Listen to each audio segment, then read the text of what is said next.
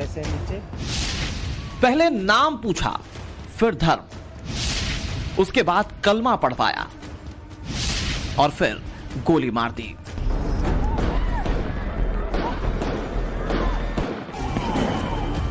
ऐसे ही हिंदुओं का नरसंहार हुआ पहलगाम की बैसरन वैली में।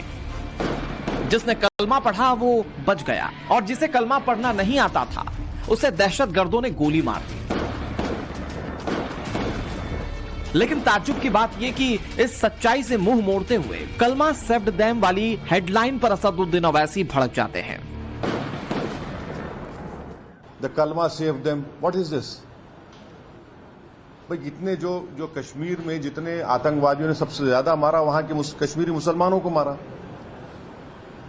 सबसे ज्यादा मरने वाले वो है वहां पे, तो उसके बारे में क्या बोलेंगे आप? ये तो एक आइडियोलॉजी है ना, ये तो टेररिज्म की एक आइडियोलॉजी है। ओवैसी साहब एक तरफ हमले की निंदा कर रहे हैं, आतंकवादियों को जड़ से खत्म करने की बात कर रहे हैं, लेकिन कलमा वाली बात ओवैसी साहब के गले से नीचे नहीं उतर रही। इसीलिए आज हम आपको कलमा वाली गवाही दिखाएंगे। कलमा पढ़ाने वाले आतंकवादियों को जिसने अपनी आंखों से देखा उनसे मिलवाएंगे, आतंकवादियों का पूरा हुलिया दिखाएंगे। लेकिन पहले ओवैसी साहब को पहलगाम के पीड़ितों का ये दर्द सुनना चाहिए। उतनी देर में एक बंदा पीछे से आया और उसने गोली साइड में रख के उससे पूछा, हिंदू है कि मुसलमान? मुसलमान है तो पहले कलमा पढ़ के दिखा। जैसे हमें पता ही नहीं, हम पीछे पलट के देखे हो क्या रहा है, हम उसकी तरफ स्माइल करके पूछे, भैया क्या हुआ? कह रहे हिंदू है मुसलमान। मैंने कहा हिंदू, मार दिया, मार दिया। पहली गन उसी पे चलाई, उसके बाद 70 लोगों को मार दिया। क्यों मार दिया? हिंदू मुसलमान करके हुए बनने के बाद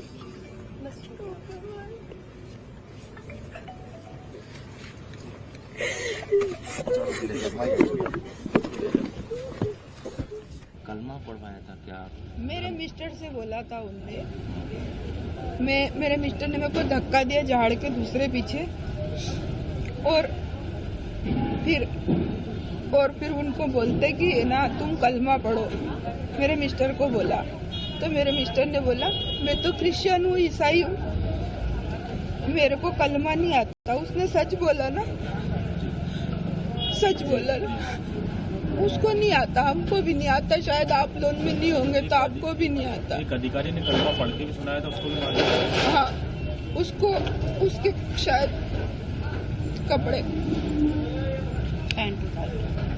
तो उसके बाद उसको मारा। और वो जो उसकी वाइफ थी ना, जो ब्रिगेडियर थे, वो जो भी थे, उसकी जो वाइफ थी वो भी ब्रिगेडियर की बच्ची थी, मतलब अच्छे बड़े अधिकारी की, मिलिट्री में कोई शायद होगी, बड़े अधिकारी की बेटी थी वो। उसको बोला अब तू जा, किसी को भी, उसने क्या बोला ये मैंने नहीं सुना कि मैं दूर थी, पर उसके बाद उसको फिर बंदूक मार दी। जौनपुर की एकता तिवारी परिवार के साथ पहलगाम के लिए निकली थी, लेकिन उनकी किस्मत अच्छी थी कि आधे रास्ते से ही वापस लौट आईं। लेकिन उन्होंने जो खुलासा किया वो वाकई चौंका देने वाला है। जिस वक्त एकता पहलगाम के रास्ते पर थी, 2 संदिग्धों का उनसे आमना सामना हुआ और ये संदिग्ध ही वो आतंकी थे जिन्होंने पहलगाम में टारगेट किलिंग को अंजाम दिया। आतंकवादी हमारे साथ ही थे, बगल में। एकता को शक हो गया, तभी वो रास्ते से वापस लौट आई। लेकिन जब उन्होंने आतंकियों का स्केच देखा तो पता चला कि वो मौत के मुंह से निकल कर आई हैं। मेरे साथी वाले भी उन चीजों को पहचान रहे हैं, लेकिन मेरे साथी वाले बोले हैं कि हमको आगे नहीं आना है। ये मेरे साथी वाले सबको पहचाने हैं, ये मेरे साथियों वालों की चैट है, इन लोगों को दोनों को पहचाने हैं, बीच वाला और इसका। लेकिन वो ये चैट है, वो लोग बोले हैं कि हम लोग इसका आगे नहीं आएंगे फ्रंट में। और मैं आते ही सबसे पहले 1076 पे कॉल की हूँ, जैसे ही स्क्रैच जारी हुआ है मैं उनको बताने के लिए कि मैं उनको पहचान रही हूँ सीएम योगी जी के यहाँ पे, लेकिन वहां से कोई मेरी बात सुनी है, रेस्पॉन्स कोई नहीं आया है। कलमा पढ़कर लोगों को मारने वाले इन आतंकवादियों ने एकता से भी कुरान पढ़ने के लिए कहा था। मुझे शक हो गया था। मुझे शक ऐसे हो गया था कि वो बार बार है ना अपनी कुछ बड़बड़ा रहा था। फिर है ना वो न बोलता है कि आप है ना कुरान पढ़ो, कुरान पढ़ा करिए।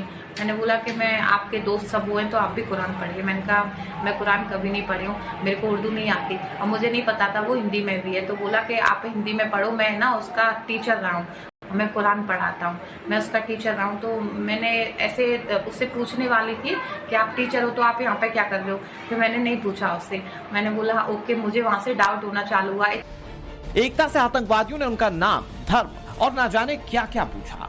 उस पल एक एक सेकंड में क्या हुआ एकता को सब याद है। आतंकी खौफ की पूरी कहानी एकता की जुबानी सुनिए। जो मेरे साथ चल रहा था, जो इंसान वो मेरे से बोलता है कि आप कहाँ से आए हो, आपका नाम क्या है। मैंने कहा मेरा नाम एकता है। बोला बोले कहाँ से आए हो। मैंने कहा मैं राजस्थान जयपुर से हूँ, लेकिन बाबा की नगरी से आई हूँ, काशी से। फिर वो बोले कि आप जो राजस्थान जयपुर के पास में तो अजमेर है, आप कभी गई हो। मैंने कहा नहीं, मैं नहीं गई हूँ। तुम्हारे साथ कितने लोग आए। मैंने कहा हम लोग 20 लोगों का ग्रुप आया। ये चीज़ मेरे को यहाँ तक नॉर्मल लगा। बोले आपके पति और आपके बच्चे। तो फिर मैंने कहा मेरे पति और बच्चे नहीं है, मेरे बच्चे नहीं है और पति भी आए नहीं है, वो फॉरेन रहते हैं, मेरी अभी शादी हुई है। तो बोले जो साथ में आए वो लोग कौन कौन से हैं। मैंने बोला पीछे चल रहे हैं, कुछ आगे चल रहे हैं। मैंने ऐसे उनको बताया नहीं कौन साथ में।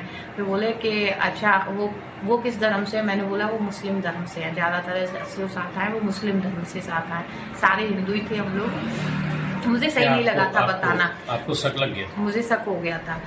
एकता के मुताबिक पहलगाम में जो हुआ वो प्लान बी था। ये बात खुद आतंकवादी ने फोन पर अपने आका को बताई थी। वो फोन अपने पैर में रखा हुआ था, इतना बड़ा फोन था। फोन से बात करता है कि ग्रुप आया 20 लोगों का और वो प्लान एक काम नहीं कर पाया, ब्रेक फेल नहीं हो पाया है अभी। तो पता नहीं किस चीज़ का ब्रेक फेल का वो बात कर रहा था। फिर वो बोलता है कि वो मैं 35 बंदूकें भेज दिया हूँ घाटी, आप घाटी से ले लो कोई। घाटी वो वहाँ पे बोल रहा था। किससे? एक किसी से बोल रहा था फोन पे। और लड़का मैं भेजा हूँ अपना, वहाँ पे 35 बंदूक है, बॉक्सर भेजा हूँ, वो ले लो तुम। तो मेरा वहाँ से डाउट जो है ज़्यादा बढ़ा मेरा। मैंने कहा मेरे को वापस जाना है, मुझे ऊपर नहीं जाना। अब वो खच्चर वाले पैसे के लिए हमको वापस लेके नहीं आ रहे थे। मैंने बोला मेरे बच्चे रो रहे हैं, मुझे वापस जाना है, वापस जाना है। अब इतने में जो स्क्रैच जारी हुआ है वो हमें कल पता लगा, लेकिन जो स्क्रैच में बीच में लड़का है, लड़के टाइप का है, 19-20 एज का, वो मेरे भाई की रुद्राक्ष की माला को लेके बातें कर रहा था, वो उसको लेके जा रहा था। जो ये लड़का है इससे हमारी बहस हुई थी और यही रुद्राक्ष को लेके हमें साइड ले जाके बात करने वाला था। जो बात करनी सामने करता कोने में क्या बात करेगा ये। और ये वाले इसको भी हम पहचान रहे हैं। आतंक का कोई धर्म नहीं होता, ये कहकर सेक्युलर गैंग जितना चाहे ढिंडोरा पीट ले, लेकिन पहलगाम में नाम, धर्म और कलमा के आधार पर जो कत्लेआम हुआ, उन आतंकवादियों को क्या सिर्फ आतंकवादी कहना सही होगा? ये ओवैसी जैसे नेताओं के लिए सोचना बेहद जरूरी है। आतंकवाद का कोई धर्म नहीं होता, ये कहने में जितना आसान है, समझना उतना ही मुश्किल है।